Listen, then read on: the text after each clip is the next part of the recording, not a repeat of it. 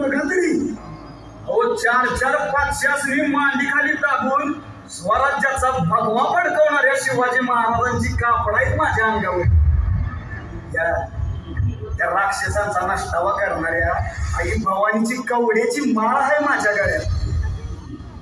आणि फक्त जाऊन पुढे झुकणारा तो जिरेटूब आहे माझ्या डोसक्यावर. अजून काय पाहिजे राज?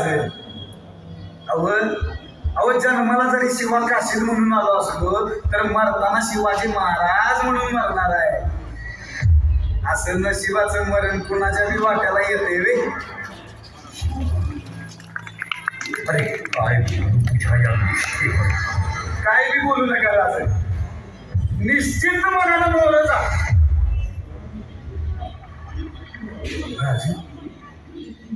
अहो काय तुमच्या डोळ्यात अश्रू?